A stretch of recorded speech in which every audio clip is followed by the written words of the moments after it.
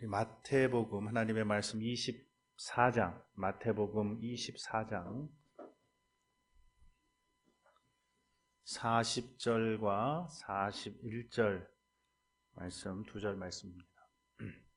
마태복음 24장 40절, 41절 두 절 말씀 제가 봉독하겠습니다. 그때에 두 사람이 밭에 있음에 하나는 데려감을 당하고 하나는 버려둠을 당할 것이요, 두 여자가 매를 갈고 있음에 하나는 데려감을 당하고 하나는 버려둠을 당할 것이니라. 네.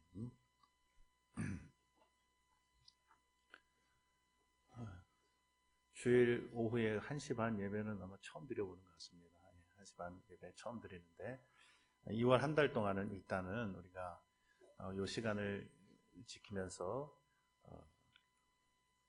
오후 예배는 1시 반에 드리도록 하겠습니다. 우리가 지금 도르트 신조 첫째 교리를 살펴보고 있는 중입니다. 오늘은 그 도르트 신조의 그 첫째 교리 가운데 이제 세 번째 시간인데, 혹시 다 가지고 계십니까? 그 뒤에 못 가지신 분들은 뒤에 조금 여분이 있습니다. 다 가지고 계시죠? 총 이 첫째 교리는 18개의 조항으로 이루어져 있는데, 이 첫째 교리의 주제는 뭐냐면 우리의 구원에 관한 내용 가운데, 특별히 우리의 구원에 있어서 논리적으로나 시간적으로 가장 앞서는 주제가 뭐냐면 하나님의 이 작정에 관한 주제입니다. 하나님의 작정.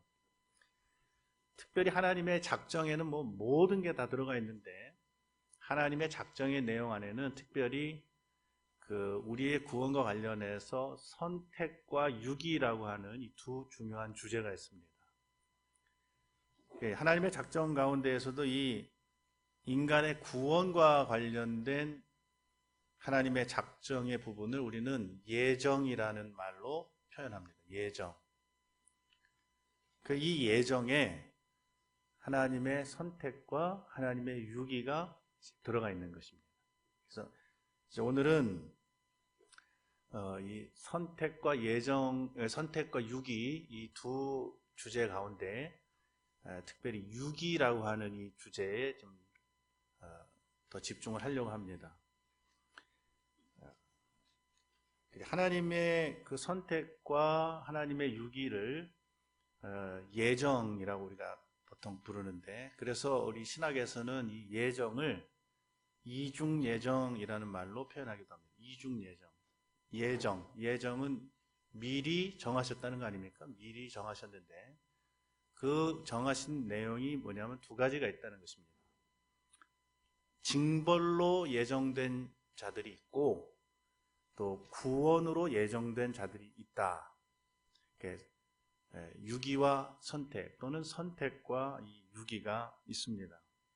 도르트 신경을 이제 잘 보면, 우리 첫째 교리를 잘 보면, 우리가 지난 2시간 동안에 살펴본 것은 뭐냐면, 첫째는 그 1조부터 그 크게 보면 한 6조까지는 서론입니다. 그래서 이제 선택과 유기를 이야기하기에 앞서서, 본격적으로 이야기하기에 앞서서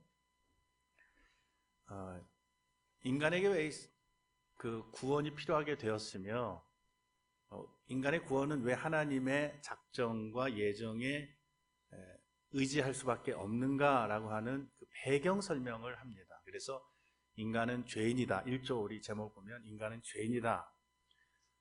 그 다음에 하나님께서 복음을 예비하셨다. 구원 얻는 길, 아들을 통해서. 그리고 그 복음은 설교자들을 통해서 선포되게 하셨다. 그 다음에 그러나 이제 같은 복음을 들었는데 누구는 믿고 누구는 믿지 않는 이 이중적인 결과가 이제 나오는데, 이중적 결과는 왜 일어나는가? 왜 누구는 믿고 누구는 안 믿느냐? 그래서 그 이중적 결과의 그 원인을 사람에게서 찾는 것이 아니라 이거는 하나님에게서 나오는 것이다. 그럼 하나님의 무엇에서 나오느냐? 6조가 하나님의 작정, 이렇게 얘기합니다. 작정. 그리고 이 작정에는 두 가지가 있다.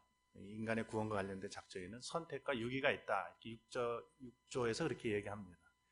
그래서 이제 두 번째 단락에서 보면 7조부터 14조까지는 주로 선택에 대해서 얘기합니다. 선택과 예정이 있으니까 주로 선택에 대해서 이제 이야기를 합니다. 선택이 뭐냐? 선택은 하나다. 하나님께서 우리를 미리 아시고 우리를 선택하셨다. 미리 아심을 따라라고 하는 이 말에 우리가 주의해야 된다고 그랬습니다. 예지예정은 알미니안 주의자들이 주장하는 그런 주장입니다. 예지예정. 다시 말하면 예지예정이라는 하는 것은, 예지라는 말은 사실은 좋은 말입니다. 예지라는 말은 하나님이 다 미리 아셨다. 그래서 성경에 보면 미리 아심을 따라 하나님의 택하신 자들, 베드로전서 같은 데 보면 그런 말씀이 있으니까 미리 아셨다라고 하는 것은 좋은 말입니다. 그러나 구원과 관련해서 미리 아신 예지 예정을 얘기하는 자들은 어떻게 얘기하는 것이냐면, 이 사람이 믿을 것을 아시고 택하기로 작정하셨다. 믿을 것을 내다보시고, 또는 이 사람은 믿지 않을 것을 다 내다보시고 유기하셨다. 이게 이제 예지 예정입니다.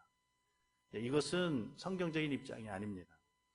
그런데 성경에는 미리 하심을 따라 하나님께서 우리를 택하셨다고 하지 않았느냐 질문하는 것은, 하나님의 섭리적 차원에서, 구원의 차원에서가 아니라 섭리적 차원에서 우리가 이 세상에 있을 것을 아시고, 우리가 죄인이고 우리에게 구원이 필요할 것을 다 미리 아셔야죠. 아셔야 계획을 세우시죠. 그러니까 그런 의미에서는 미리 아심을 따라 우리를 택하신 것이 맞지만, 그러나 하나님의 선택은 순전히 우리의 무엇에 근거한 것이 아니라 하나님의 순전히 은혜로 하나님이 기뻐하시는 뜻을 따라서 우리를 택하셨다. 이런 이야기들을 했고, 그 다음에 이 선택을 우리는 확신할 수 있다. 그리고 선택을 확신하는 것이 참 우리의 신앙생활에 있어서 굉장히 중요하다. 여러 가지 등등의 내용을 14조까지 우리가 살펴봤습니다. 이제 오늘은 이 도르트 신경의 첫째 교리의 마지막 세 번째 부분이라고 할 수 있는 15조부터 맨 마지막 장입니다. 18조까지의 내용을 이제 주로 살펴보겠습니다. 15조는 유기 먼저 나옵니다. 유기. 그래서 15조, 16조는 유기의 그 내용에 대해서, 유기가 뭐냐, 유기에 대해서 우리는 어떤 태도를 가져야 되느냐, 이제 15조, 16조 얘기하고, 그다음 17조는 조금 사람들이 답하기 좀 어려워할 수 있는 질문입니다. 그것은 뭐냐면, 유아 때에 죽은 우리 신자의 자녀들 가운데 유아 때에 죽은 그 자녀들은 택자냐 불택자냐, 그들은 구원 얻느냐 못 가느냐, 말하면 천국 가느냐 지옥 가느냐, 이런 주제를 여기 하나 첨부했습니다. 그 다음에 이제 마지막 18조는 전체를 이제 마무리하는 조항으로 이 선택과 유기교리 전체에 대한 우리의 태도가 어떠해야 하느냐, 반응과 태도가 어떠해야 하느냐라고 이제 이루어져 있습니다. 이제 15조와 16조를 좀 한번 먼저 살펴보겠습니다. 이제 15조는 유기의 교리를 다루고 있습니다. 유기라는 이 말은, 이 유기교리는 선택교리와 다른 별개의 교리가 아니고, 이것은 선택교리와 한 쌍을 이루고 어떤 의미에서는 선택교리의 한 일부분이다라고 말해도 과언이 아닐 것입니다. 왜냐하면 유기가 없다고 한다면 선택도 없기 때문입니다. 유기라는 말은 죄와 비참 아래에 우리를 남겨두고 버려둔다, 두신다 하는 뜻입니다. 남길 유자니까 남겨두고, 또 버릴 기자니까 이제 버려두신다. 이게 유기입니다. 근데 만약에 유기가 없으면 무슨 얘기냐면, 아무도 버리시지 않고 아무도 남겨두시지 않으면 어떻게 됩니까? 다 건지시고 다 구원하신다 하는 말이 되니까 특별히 뭐 선택이라고 하는 교리가 성립이 될 수가 없는 것이죠. 그러나 성경은 선택 교리를 많은 곳에서 가르칩니다. 강조합니다. 뭐 여기 많은 제가 조항들 성경 구절들 적어왔지만 많이 선택이라는 말을 찾아보면 많습니다. 이렇게 선택이 강조된다는 것은 역으로 말하면 유기가 남겨두고 버려두시는 자들이 있다 하는 것입니다. 그러므로 하나님의 이 예정에는 선택만 있는 것이 아니라 유기도 있고, 또 그럼 이 유기란 무엇인지에 대해서 우리가 알아야 되기 때문에 15조가 그것을 이야기합니다. 유기란 뭐냐? 한마디로 이 유기교리는 하나님께서는 모든 자에게 긍휼을 베푸시는 것은 아니다 하는 것입니다. 모든 자를 구원하시지는 않는다 하는 말입니다. 만인 구원설을 성경은 가르치지 않는다. 지옥이 있고 지옥에서 멸해지는 자들이 있다. 오늘 우리 성경에 하나는 데려감을 당하고 하나는 버려둠을 당할 것이다. 버려둠 있다 하는 것입니다. 그래서 오늘 도르트 신경 우리 15조에도 보면 모두가 선택받는 것이 아니라 어떤 사람들은 선택받지 못하고 영원한 선택에서 누락됩니다. 이런 말이 있습니다. 누락됩니다. 이게 육입니다. 하나님은 모세에게 뭐라고 그러시냐면 나는 은혜 줄 자에게 은혜를 주고 긍휼을 베풀 자에게 긍휼을 베푼다 그랬습니다. 이 말은 뒤집어서 말하면 은혜를 베풀지 않고 긍휼을 베풀지 않을 자들도 있다는 말입니다. 오늘 15조의 내용을 보면 하나님은 그의 가장 의롭고 또 자신의 주권적이고 흠잡을 수 없으며 불변하신 기쁘신 뜻을 따라서 어떤 이들은 자기 잘못으로 뛰어든 그 비참한 처지에 그냥 내버려 두시고 그 사람에게는 구원 얻는 믿음도 주시지 않고 또 회심의 은혜도 주지 않고 공의의 심판 아래에서 자기가 원하는 대로 길을 가도록 그냥 그대로 두신다. 이게 육입니다. 그대로 두신다. 그 사람들은 이제 하나님의 공의로운 심판을 받도록 그대로 두셨다가 이제 그들의 원죄뿐만 아니라 그들의 자범죄 또는 그들이 믿지 않는 그리스도를 믿지 않은 죄뿐만 아니라 기타 그 외에 수많은 자신들의 죄가 있지 않겠습니까? 그들의 죄로 인해서 이들을 정죄하고 영원히 벌하셔서 하나님의 공의로우심을 똑똑하게 드러내신다. 이게 육이라고 말합니다. 이게 육이의 작전입니다. 그러니까 우리는 하나님의 육이를 잘 이해해야 됩니다. 하나님이 왜 버려두시는가? 자비하신 하나님이 왜 버려두시는가? 하나님의 육이는 하나님께서 인생들을 영원한 멸망과 지옥 형벌로 던지시는 행동이 아닙니다. 여기에 예를 들어서 에서가 있고 여기 야곱이 있습니다. 그런데 둘 다 구원받을 수 있었는데 하나님께서 매우 불공평하고 매우 일관성 없이 주관적으로 야곱은 구원하시기로 정하셔서 들어다가 영원한 생명에다가 옮기시고 에서는 이제 구원하지 않으시기로 정하셔서 들어다가 영원한 멸망으로 던지신 그런 것으로 우리가 생각하지 말아야 합니다. 그것은 출발이 좀 잘못된 것입니다. 둘 다 구원을 받을 수 있었는데가 아니라 둘 다 구원을 받을 수 없었고 둘 다 죽을 수밖에 없었는데 이것이 바른 출발점입니다. 인간이 하나님의 계명을 깨뜨리고 죄를 범했습니다. 그 아담 안에서 이제 모든 인류는 하나님의 심판을 받아 마땅하게 되었습니다. 이거 출발점입니다. 그런데 하나님께서 이 모두 멸망하게 된 인간들을 가운데 어떤 이들은 사망에서 건져서 생명으로 이끄시기로 작정하셨고,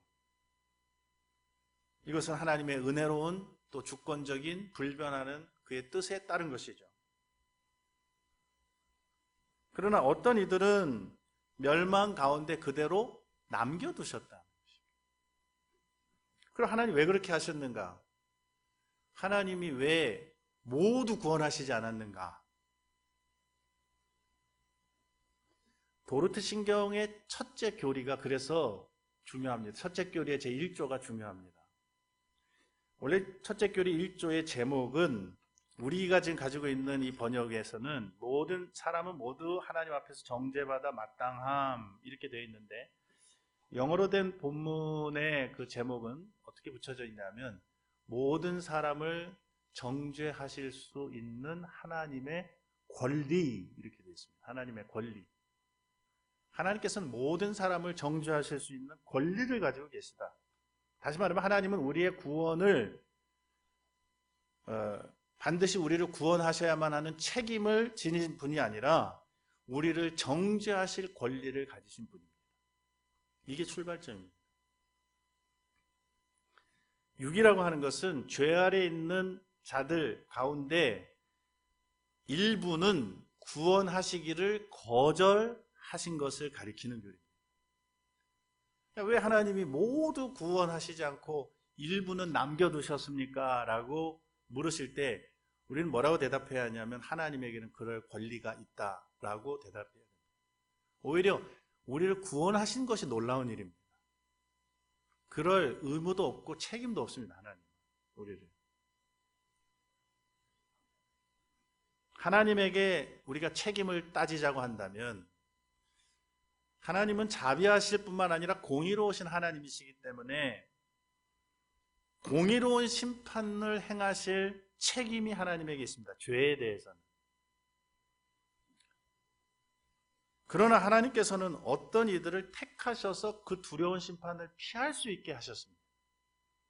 이게 참 놀라운 일입니다. 이게 선택입니다. 그러나 어떤 이들은 비참한 처지에 그냥 남겨두시고 구원의 은혜를 베푸시지 않기로 결정하셨습니다. 이게 육입니다. 그러니까 우리는 구원을 받은, 택함을 받은 사람이나 받지 못한 사람이나 하나님께 비난할 수 있는 사람도 아무도 없고 불평할 수 있는 사람이 아무도 없습니다. 택함 받은 사람은 왜 나만 택하셨습니까? 왜 나만 구원하셨습니까? 라고 항의할 수 없고, 택함을 받지 못한 사람은 왜 나는 택하지 않으셨습니까? 라고 항의할 수 없습니다. 하나님은 죄 지으라고 하신 적이 없습니다. 하나님은 죄의 조성자가 아닙니다. 우린 보통 잘 되면 누구 탓입니까? 자기 탓, 내 탓, 내가 잘해서. 잘못되면 남 탓, 조상 탓. 잘못되면. 우리는 구원의 문제를 그렇게 주관적이고 자의적으로 접근해서는 안 됩니다. 한번 제가 질문할 때 잘 듣고 한번 뭐가 맞는지 대답을 해보십시오. 둘 중에 하나는. 내가 잘해서 구원을 받는 것입니까? 아니면 하나님이 잘못해서 우리가 멸망을 받는 것입니까? 뭐가 맞습니까? 다시요. 내가 잘해서 구원을 받는 겁니까? 아니면 하나님이 잘못해서 우리가 멸망을 받는 것입니까? 둘 다 틀렸어요. 둘 다 틀렸어요. 우리가 멸망받는 것은 누구 탓입니까?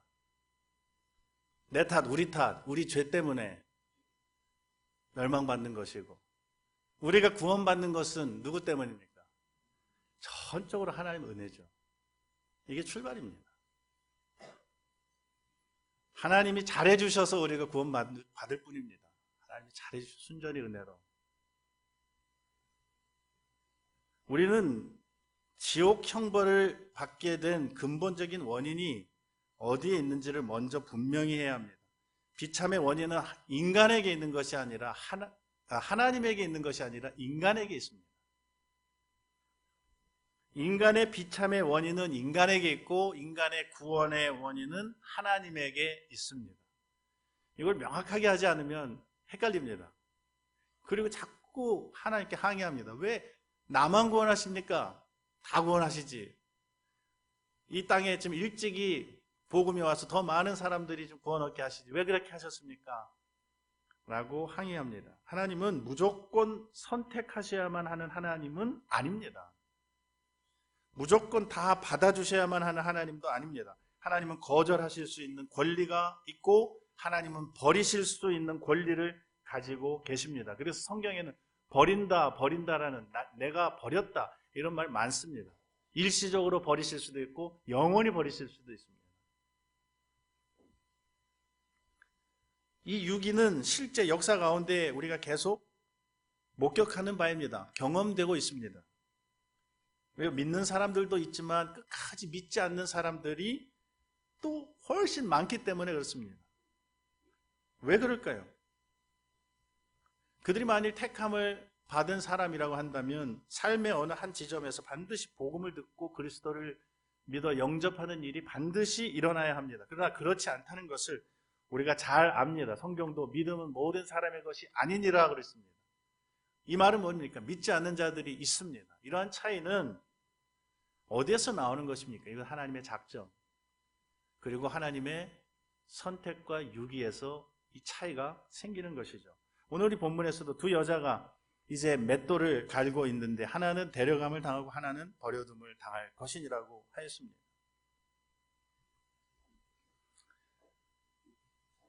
인간이 범죄하도록 하나님께서 정하신 것은 아닙니다. 그렇게 명령하신 것도 아닙니다. 하나님은 죄의 원인자가 아닙니다. 인간이 받아가진 그 의지의 자유를 가지고 죄를 지은 것입니다. 그래 그 죄의 결과를 오롯이 인간이 감당해야 했습니다. 하나님께서는 그런 자들을 모두 정죄하고 심판하실 권리를 전적으로 가지고 계셨습니다. 그래서 오늘 이 15조의 내용은 바로 그것을 지금 얘기하는 거죠. 하나님은 모두 다 구원하시는 것은 아니다. 남겨두시는 자도 있다. 너무나 당연한 일입니다. 그러면 우리는 16조에서 이 유기교리에 대한 그 반응을 우리는 어떻게 해야 하는가? 16조의 내용을 보면 두세 가지 경우를 지금 상정하고 있습니다. 첫째는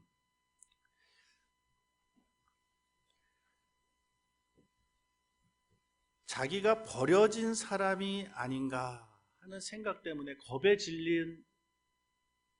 질려하는 사람이 있을 수 있다는 것입니다. 유기교리를 들을 때. 예를 들면 그리스도에 대한 생생한 믿음 또는 참된 믿음, 살아있는 믿음 또는 영혼의 그 어떤 확신에 찬 신뢰, 양심의 평안, 자녀로서 순종하려는 어떤 열심, 그리스도 때문에 하나님을 자랑하고 찬송하는 이러한 것은 뭐냐면 택자들에게 있는 특질들입니다.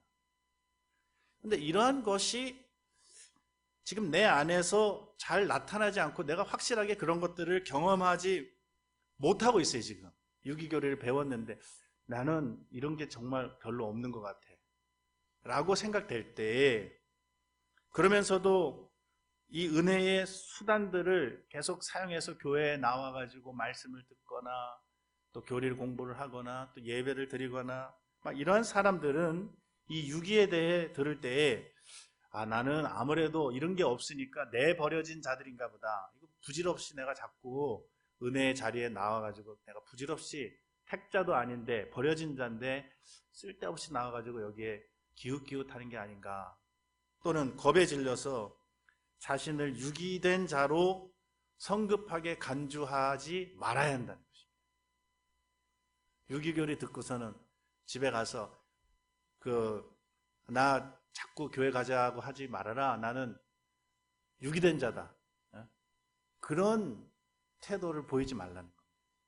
또는 겁에 질려하지 말라는 나는 정말 참된 믿음이 아직까지 없는데 나 버려진 자가 아닐까?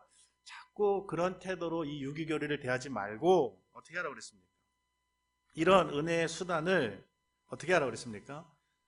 부지런히 계속 사용하면서 더 풍성한 은혜의 때를 간절히 원하고 겸손히, 경건하고 겸손히 기다려야 한다 그랬습니다. 그럴수록 자기 자신을 이 은혜의 수단에 더욱 맡기고 부지런히 이 은혜의 수단을 사용하고 더 풍성한 은혜의 때를 간절히 원하고 하나님 나에게도 은혜를 주십시오. 나에게도 이 구원의 은혜를 베풀어 주십시오. 왜? 우리는 모르니까. 택자인지 불택자인지 우리는 아직 알 수 없고 그러나 그 사람은 택자의 가능성이 높습니다. 왜냐하면 하나님께서 그토록 오랫동안 복음을 듣게 하신 것은 특별한 은혜니까.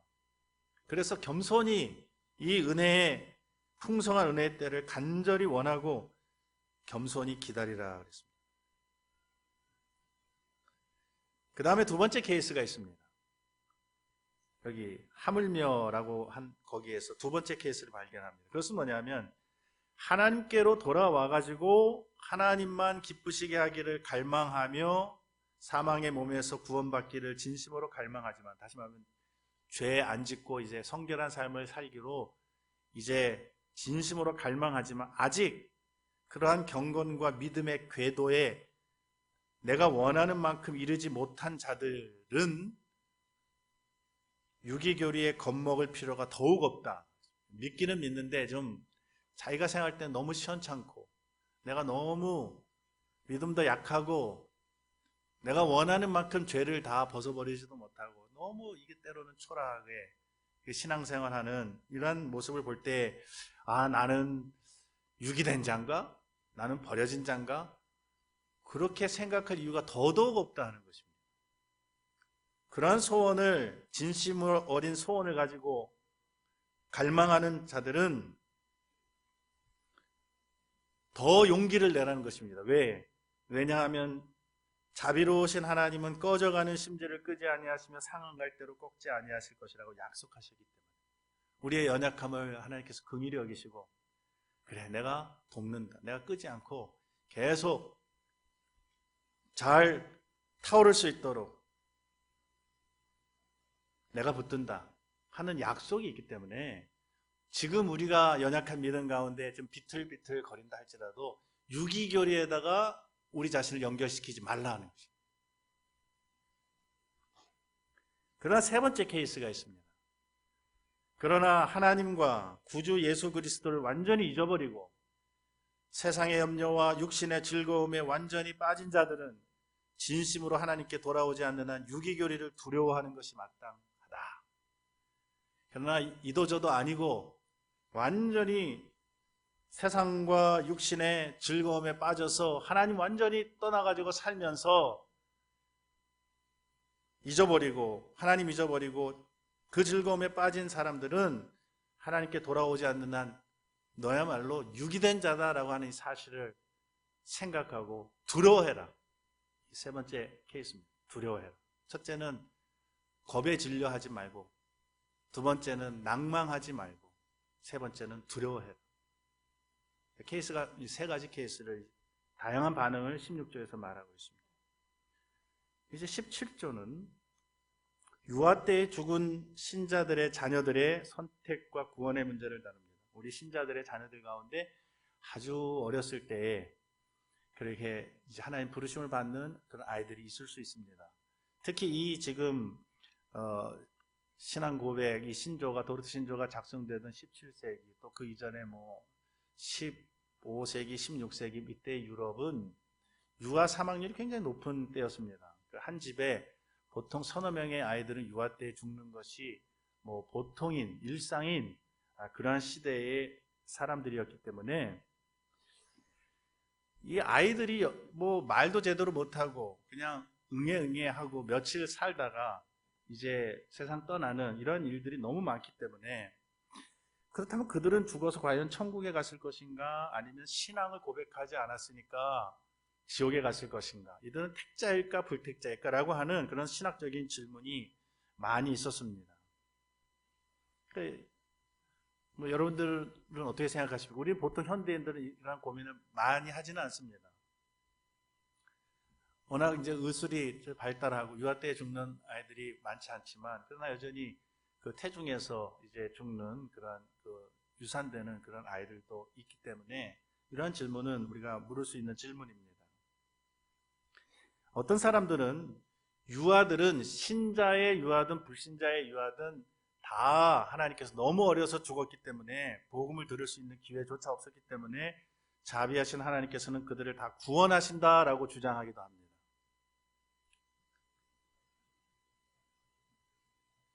그러나 그것은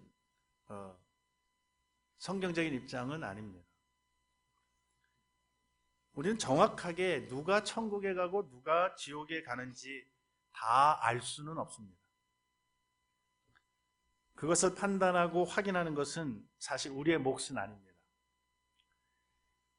그러니까 우리가 생각할 때 모든 유아들이 다 천국에 갔으면 좋겠습니다. 저도 그랬으면 좋겠습니다. 그러나 그것 역시 우리의 바람일 뿐 하나님의 기뻐하시는 뜻이 무엇인지 우리 확신하기 어렵습니다. 그냥 오늘 도르트신경은 신자의 자녀의 경우에만 국한시켜서 유아기에 죽은 자들의 구원 문제를 다루었습니다. 답은 간단합니다. 말씀의 기초에서 모든 거 판단해야 되는데 성경에 보면 신자의 자녀가 거룩하다고 얘기한다. 왜? 언약의 자녀이기 때문에 언약 아래에 있다고. 자녀들도 언약 아래에 있어서 할례도 주고 했기 때문에 하나님이 언약을 맺을 때 너와 내 대대 후손, 오늘 창세기 17장 우리가 오늘 읽었지만 내 대대 후손을 언급하시는 것을 우리가 볼 수 있고, 베드로도 사도행전 2장 39절에 보면 이 약속은 너희와 너희 자녀에게 하는 것이다.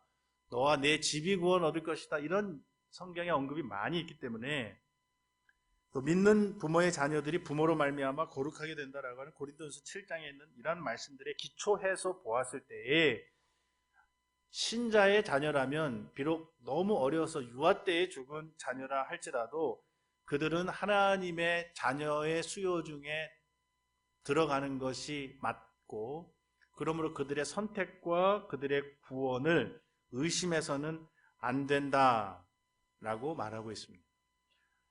이와 비교해서 우리 함께 웨스트민스터 신앙고백 10장 3항에서는 바로 이 질문에 답하면서 이렇게 표현했습니다. 영아 시기에 죽는 택함 받은 영아들은 그의 기뻐하시는 때와 장소와 방법으로 일하시는 성령을 통하여 그리스도로 말미암아 거듭나며 구원을 얻는다. 말씀의 사역에 의한 외적인 부르심을 받을 수 없는 그 외의 모든 선택된 사람들도 그러하다. 표현이 좀 다릅니다. 웨스트민스터 신앙고백은 그 아이가 택한 자녀라면, 택한 유아라면, 택한 영아라면 다 하나님께서, 성령께서 기이하고 신비한 방식으로 거듭나게 하셔서 구원하신다. 하나도 빠짐없이 구원하신다. 그들이 비록 그들의 지성을 사용해서 신앙을 고백하고 이해하고 고백하는 그런 과정을 다 거치지 못했지만 성령께서 거듭나게 하시고 또 그들을 구원하신다. 그 외에도 영아뿐만 아니라 말씀의 사역에 의한 외적인 부르심을 받을 수 없는 여러 가지 경우가 있을 수 있습니다. 건강상의 어떤 이유라든지. 그런 모든 자들 가운데에서도 모든 선택된 사람들은 같다. 이렇게 고백합니다. 그러니까 도르트신경은 특별히 신자의 자녀에 국한해서 얘기하고 있습니다. 신자의 자녀는 하나님 언약 때문에 하나님의 자녀의 수요 중에 들어가도록 하나님께서 우리에게 그렇게 여기라고 우리에게 가르치신다. 그러므로 우리 신자의 자녀들의 선택과 구원을 의심하지 말라고 하였습니다. 그래서 그러한 확신 때문에 우리의 자녀들에게 유아 세례를 베푸는 것이죠. 이 말은 부모된 이들에게와 또 자녀된 이들에게 두 가지를 경고합니다. 이 말은 이제 다 성장해가지고 자기의 지성을 가지고 복음의 부르심을 받은 신자의 자녀들에게 먼저 경고가 됩니다.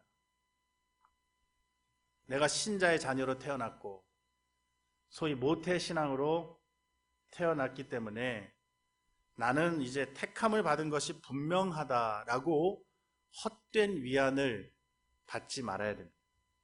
신자의 자녀들의 영아의 경우에 지금 이야기하는 것입니다. 또 외적으로 자기의 지성을 다 사용해서 신앙 고백을 할 수 없는 자들이라 할지라도 택함 받은 자들의 구원에 국한되는 것입니다. 나는 이제 신자의 자녀이기 때문에 나는 택함 받은 것이 분명하다. 이런 헛된 위안을 주기 위한 지금 이야기가 아닙니다. 내가 벌써 다 성장해서 청년이 다 됐고 장년이 다 되어갖고 있으면서도 이 17조를 읊조리면서 나는 신자의 자녀이니 나의 선택과 구원은 확실하다. 하나님을 멀리 떠나고 느슨하게 이렇게 신앙생활해도 나는 신자의 자녀이고 모태신앙이다. 교회 안 나가도 나는 나의 선택과 구원은 확실하다. 이렇게 사용하도록 주신 교리가 아니다 하는 것입니다. 스스로 속이는 것입니다. 또한 이 17조는 모든 부모들에게도 경고가 됩니다. 우리는 하나님께서 우리의 자녀들을 언제 우리 곁에서 데리고 가실지 알 수 없습니다. 이 도르트 신조가 작성되던 17세기 한 가정에서 서너 명, 어떤 경우는 7, 8명씩 유아들이 태어났다가 죽는 일이 흔한 일이었습니다.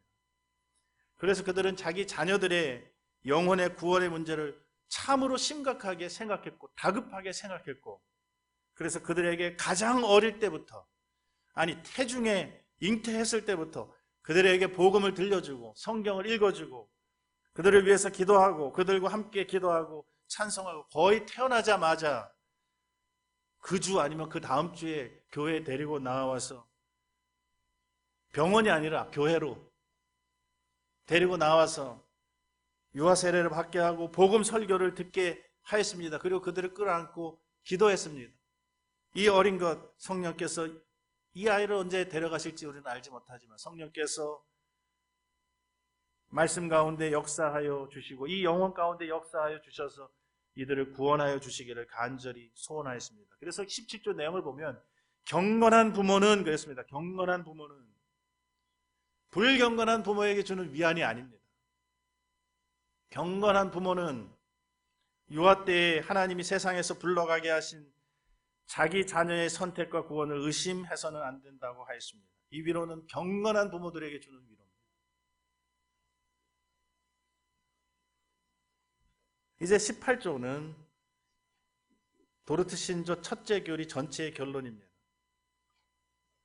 이제 하나님의 작정, 곧 하나님의 선택과 유기에 대한 교훈을 다 들었다면 우리의 반응은 어떠해야 하겠느냐 하는 것입니다. 한마디로 불평하지도 말고 따지지도 말아라. 항변하지도 말고 찬양하라 하는 것입니다.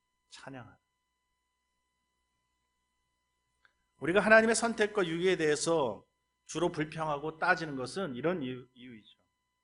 하나님 왜 야곱은 사랑하시고 왜 에서는 미워하셨습니까? 왜 나는 택하시고 내 가족은 안 택하셨습니까? 왜 나는 택하지 않으시고 왜 저 사람은 나보다 별로 잘난 것도 없어 보이는데 택하여 주셔서 구원받게 하셨습니까? 하나님은 참 불공평하십니다. 이런 항변, 이러한 불평을 그치라는 것입니다. 사도 바울은 이러한 불평에 대해 이렇게 책망합니다. 이 사람아, 네가 누구이기에 감히 하나님께 실문하느냐 또는 반문하느냐, 왜 하나님께 따지느냐, 항변하느냐, 네가 누구이기에. 오히려 우리는 하나님께 찬송해야 한다고 그랬습니다. 우리를 구원하여 주신 하나님, 그래서 찬송하리로다, 찬송하리로다 계속 나옵니다. 찬송하리로다. 오늘 18조도 그래서 이 사람아, 네가 누구에게 감히 하나님께 반문하느냐. 또 우리 구주는 이렇게 말씀하셨습니다. 내 것을 가지고 내 뜻대로 할 것이 아니냐. 그래서 우리는 이 신비를 사도와 함께 경건히 찬양하며 외친다고 하였습니다. 우리는 이렇게 고백해야 돼요. 하나님, 제가 무엇이라고 저를 택하여 주시고 또 저를 구원하여 주셨습니까? 나 같은 죄인을 구원하신 하나님을 찬양합니다. 이거밖에 할 게 없습니다. 감사할 일이죠.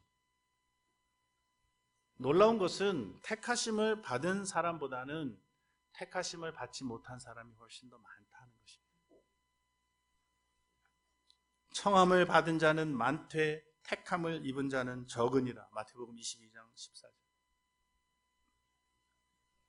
주님께서는 좁은 문으로 들어가라, 멸망으로 인도하는 문은 크고 그 길이 넓어 그리로 들어가는 자가 많고 생명으로 인도하는 문은 좁고 길이 협착하여 찾는 이가 적음이니라.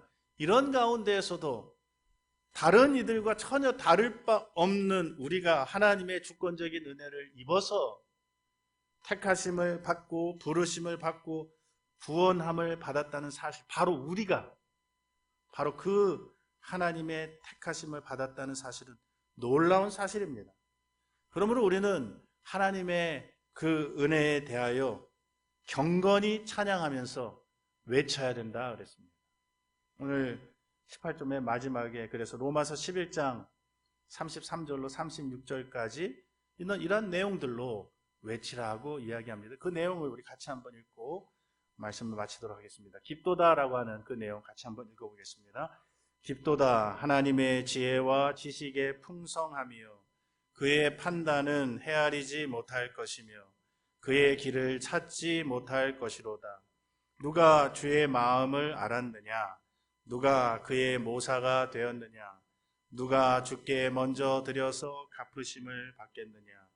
이는 만물이 주에게서 나오고 주로 말미암고 주에게로 돌아감이라. 그에게 영광이 세세에 있을지어다. 아멘. 예, 기도하시겠습니다.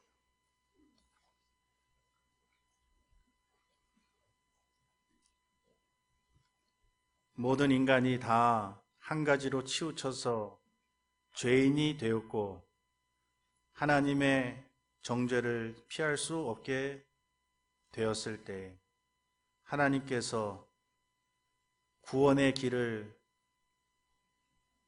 독생자를 보내어 주심으로 활짝 열어주시고 예비하신 그 구원이 우리 가운데 한 사람 한 사람에게 다 주어지도록 복음의 약속을 주시고 그 복음 약속을 설교하는 설교자들과 이 땅에 세워주신 여러 은혜의 수단들을 사용하여 주셔서 복음을 들을 때에 택함을 받은 사람들은 한 사람도 빠짐없이 성령의 능력으로 그 택함 받은 자가 유하라 할지라도 또는 자기의 지성을 마음껏 다 사용할 수 없는 심히 연약하고 또 어린 자라 할지라도 하나님께서는 한 사람도 잃어버리지 않고 구원하시기를 기뻐하시는 그 일을 통해서 하나님의 자비의 영광을 나타내시고 어떤 이들은 비참과 죄 아래 그대로 남겨두시고 버려두셔서 심판 아래 행하게 하시고 심판의 길로 나아가게 하셔서 하나님의 공의의 영광을 분명하게 똑똑하게 드러내시는 하나님의 그 지혜와 그 하나님의 지식의 풍성함을 우리는 다 헤아릴 수 없습니다. 하나님, 우리가 그저 아는 것은 나 같은 죄인을 택하여 주시고 구원하여 주신 순전히 은혜로 우리의 무엇 때문이 아니라 순전히 하나님의 은혜와 긍휼을 인하여 우리를 구원하여 주신 그 은혜에 감사하고 찬송할 것 외에는 우리가 할 수 있는 일이 없다는 이 사실을 생각하고 사나 죽으나 우리가 이 땅에서 오래 살든 또 짧은 세상 시간을 살아가든 어떠한 형편으로 살아가든 하나님의 택함 받은 언약 백성으로 살게 해주신 그 은혜에 우리의 남은 때에 더 깊이 감사하며 구원하여 주신 하나님의 자녀답게 백성답게 우리의 남은 때 살아갈 수 있도록 하나님 우리를 붙드시고 진리로 성령으로 늘 권고하여 주시옵소서. 예수님의 이름으로 기도하옵나이다. 아멘.